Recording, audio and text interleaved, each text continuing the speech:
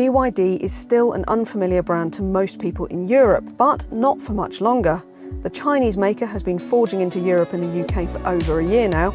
It's already got 3 models on sale, and this is the latest, the Seal. Watch out Tesla, China is coming for you. Or to be more precise, they might already have you. After all, BYD became the biggest electric car seller in the world at the end of 2023. It sold over 500,000 EVs and actually toppled Tesla. For the first time in 8 years, it wasn't Tesla that was the biggest electric car manufacturer in the world. So that is something, and it shows that BYD is not messing about. And if you want a model to show that they're not messing about, it's this, the Seal, because it's a much more convincing thing than the Atto 3 and the Dolphin, both of which you can see videos of on the CarGurus UK YouTube channel, of course. But they're completely different. All the cars that BYD has released in the UK, it's like they're from different manufacturers altogether. But of all the cars that BYD is releasing from the great randomizer in its R&D house, well, this is the best. Now, the Seal, it is a Tesla Model 3 rival, and it looks great, doesn't it, I think? There's definitely more than a little bit of Porsche Taycan at the front, bit of Hyundai about the whole thing, a sprinkling of Tesla, and you get a really sort of chic, modern, smart-looking car. The Seal starts at just under £46,000 for the rear-wheel drive 308 brake horsepower model, or the dual-motor all-wheel drive model that we've got here is closer to £49,000 and gets 523 brake horsepower for a very sprightly 0 to 62 miles per hour of 3.8 seconds. Both get an 82.5 kilowatt-hour battery for a WLTP range of 354 and 323 miles respectively. And a more affordable, smaller battery Seal is likely to join the lineup later in 2024. And just in case you do forget how fast your dual-motor BYD Seal is, they've written it on the boot here, just in case. There you go, 3.8 seconds. You can show it to everybody. More importantly, how big is the boot? Well, it's about 400 litres to be precise, but it is a saloon boot, just like you get in the Model 3. It's not a bad aperture, so it's reasonably deep, but obviously you get big kind of letterbox-shaped boots, so that's not ideal if you've got big stuff to load. Even so, pretty decent space, and you've got like a sort of triple-decker underfloor storage. We've got all the cables in there, and then underneath here there's even more storage still, a little bit anyway. And on top of that, you also get some storage in the nose of the car, so that's pretty good actually. There's plenty of space in the rear seats too, more in fact than you get in the Model 3, which isn't surprising as the Seal is a bit bigger. It splits the difference in size between the Model 3 and the Model S, plus that full-length glass roof is standard and makes it feel really airy and spacious back there. In keeping with there being absolutely no continuity between BYD's various models, the Seal has got a completely different interior to the Atto 3 or the Dolphin, and that is to its benefit because this is a really nice interior. The materials feel nice and dense, it's a smart architecture without being too kind of in your face, and it all just feels really kind of well finished and comfortable and kind of on point really. So I have to say, I mean, you might say this is a bit frightening, or otherwise you might say this is just good news, but I actually think that this interior is better quality than the Tesla Model 3s. It's well equipped too. You don't really have many options to choose from other than paint colour and interior finish. There is a darker, more conventional option than this slightly blue tinged interior that we've got here. So the leatherette upholstery, 360-degree parking camera, semi-autonomous drive mode, it's all standard. As is the head-up display, digital driver's display and 15.6-inch touchscreen with the trademark rotating party trick. I have to say I don't think that the screen is quite as intuitive as the system that you get in the Tesla, but the screen response times are really good. It does have some really good features. It's got pretty much everything you want on there, apart from it doesn't have Android Auto. It does have Apple CarPlay, but you have to have the phone plugged in. So, you know, that's a bit of a shame because I'm quite used to wireless these days, as is a lot of people, I'm sure. You do get 2 wireless phone charging pads. That's pretty cool, isn't it? And when you put your phone on it, you go, it actually comes up with a thing, you go, wireless charging in progress, which is pretty cool actually, so you know that the phone is charging, but it can be annoying if the phone shifts around and then that pops up and you kind of lose whatever's on the screen while you're looking at it, but it's not too much of an issue. I have to also say that the light sensors on the car are really sensitive.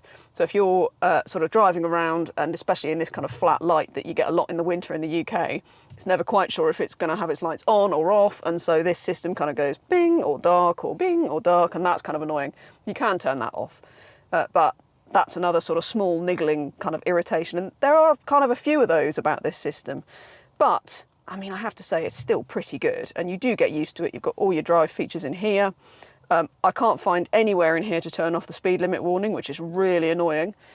And I do really wish that the heated seats and everything were a bit easier to access. So there are quite a few prods into the screen to turn your heated seats and steering wheel on. You can use the voice control, of course. Generally, really pretty good, but there are definitely still some improvements that could be made. Charging speeds are up to 150 kilowatts, which is on a par with rivals from Volkswagen, if not as fast as the Tesla Model 3 or Kia EV6. It's still good for a 20 to 80% charge in around 20 minutes though, and when you plug into your 7 kilowatt home wall box, you will have a full charge from nearly empty in around 13 hours.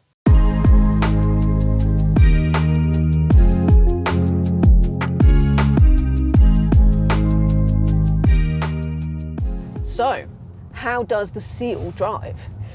Do you know what? It's pretty good. I actually really quite like it. I'm gonna start talking about the ride.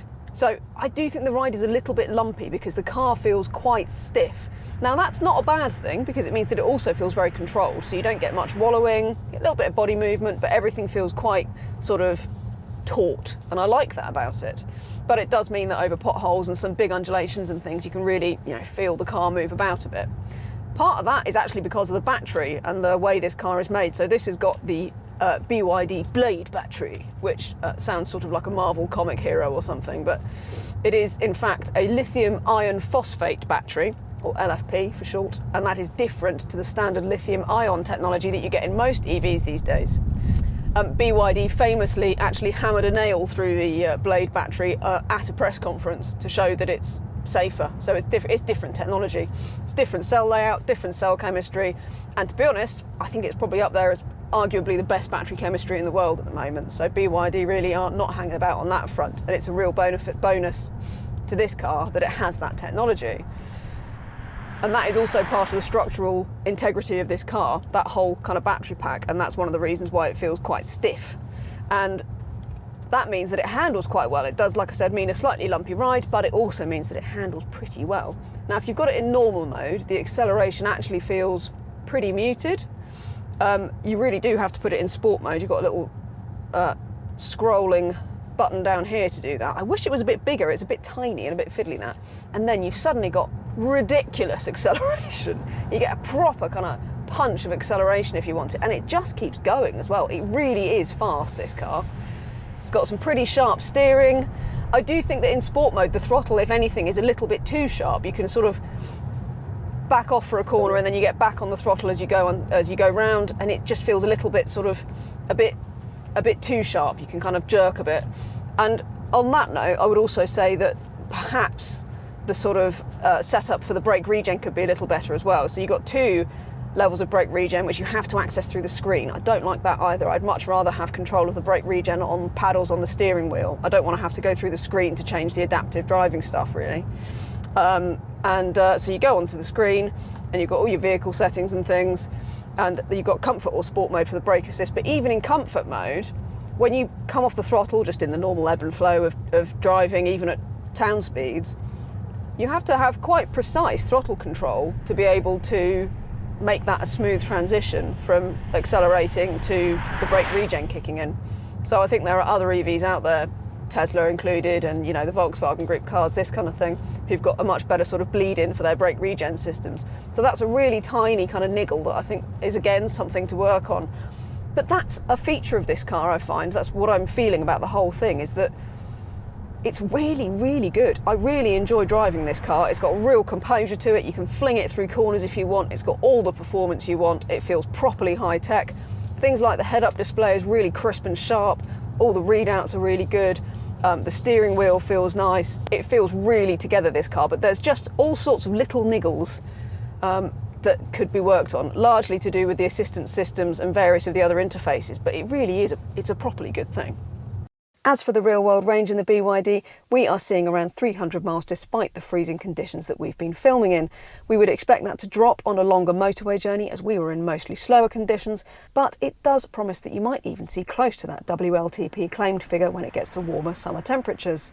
The other thing that you might notice the moment you get into the Seal is that the indicators and windscreen wipers are on the opposite sides of the steering wheel to what you normally get in most other cars these days. So the indicators and lights are on the right-hand side, which actually, traditionally, decades ago, is what you would want for a right-hand drive car, so that you can do the indicators and change gear with your manual gear lever. But of course, these days, everybody else has it the other way around because it's all from left-hand drive cars. So you'll have to get used to that.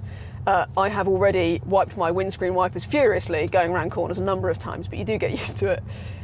Anyway, what do I think about the Seal overall then? Well, I think it's pretty remarkable actually. BYD's barely been in the UK for a year, and yet here we are, a car which has got, it feels very European, to be honest. The interior is great, it feels like it's been around for ages, it feels very familiar, the tech is brilliant. This is a really, really good car, and I don't think it's just going to be taking on Tesla. I actually think they're probably going to be beating Tesla quite soon. Head to CarGurus.co.uk for a whole host of fantastic used cars, including loads of electric options. And while we've got you, please do like the video, subscribe to the CarGurus UK YouTube channel, and ring that little bell so that you get notifications for all of our videos.